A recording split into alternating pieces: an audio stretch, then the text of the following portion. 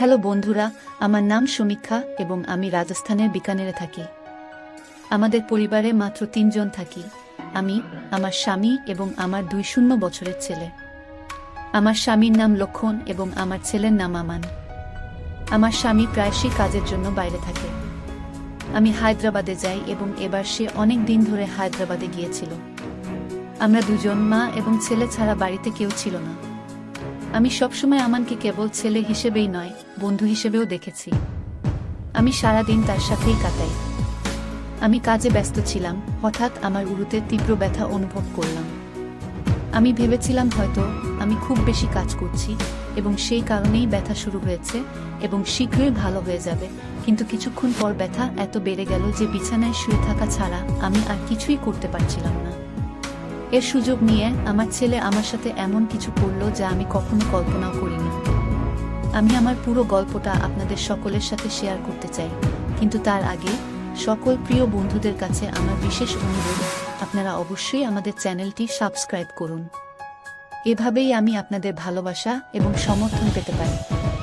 তো বন্ধুরা, বিছানায় শুয়ে থাকার কিছুক্ষণ পর আমার ছেলে আমান বাড়িতে আসে এবং আমি কিছু না বলে আমাকে ফোন করে। তাই সে আমার ঘরে এসে দেখে যে আমি বিছানায় ঘুমাচ্ছি। তখন আমান তৎক্ষণাৎ আমার কাছে এসে বলল, মা, তুমি ভালো দেখাচ্ছে না, কি হয়েছে? তার কণ্ঠে গভীর উদ্বেগ ছিল। আমি বললাম, ছেলে, হঠাৎ আমি বিছানায় ছিলাম, আমার খুব ব্যথা হচ্ছে, তুমি কি আমার উরুতে তেল মালিশ করতে পারো? আমি ঘুমাচ্ছি, আমি একটু ক্লান্ত বোধ করছি। সে বলল, হ্যাঁ মা, তুমি বিশ্রাম নাও, আমি তোমার পা মালিশ করব। সে আমার কাছে তেলের বোতলটি নিয়ে এলো। সে আমার কাছে এসে আমি বিছানায় শুয়ে পড়লাম এবং চোখ বন্ধ করে ফেললাম। সে তেলের বোতলটি খুলে বলল, মা, তুমি আরামে ঘুমাও, আমি তোমাকে ধীরে ধীরে মালিশ করব। যখন সে আমার উরুতে তেল মালিশ করল, আমি উষ্ণতা অনুভব করলাম। তার আঙ্গুলগুলি আমার উরু স্পর্শ করল। এটা আমার উরুতে ধীরে ধীরে চলতে শুরু করলো এবং আমি আরাম বোধ করতে লাগলাম। আমান আমার প্রতিটি প্রতিক্রিয়ার দিকে মনোযোগ দিচ্ছিল। যখন সে একটু চাপ দিল, তখন আমি অনুভব করলাম যে আমার ব্যথা ধীরে ধীরে কমছে। তার স্পর্শ এত ভালো ছিল যে আমি আরাম পাচ্ছিলাম। আমি ভেবেছিলাম এটা জাদু। সে আমাকে ম্যাসাজ করতে থাকলে আমার চোখ ধীরে ধীরে বন্ধ হয়ে যেতে থাকে। তার নরম হাতের ঘষা এবং তার মিষ্টি কথাবার্তা আমাকে ঘুম পাড়িয়ে দিতে শুরু করে এবং ধীরে ধীরে আমার চোখ সম্পূর্ণরূপে বন্ধ হয়ে যায়। কিছুক্ষণ পর আমার অদ্ভুত অনুভূতি হতে শুরু করে। তারপর আমি ধীরে ধীরে আমার চোখ খুলি এবং যখন আমি দেখলাম আমার চোখ বড় বড় খোলা ছিল, কারণ ঘরটি সম্পূর্ণরূপে বদলে গেছে।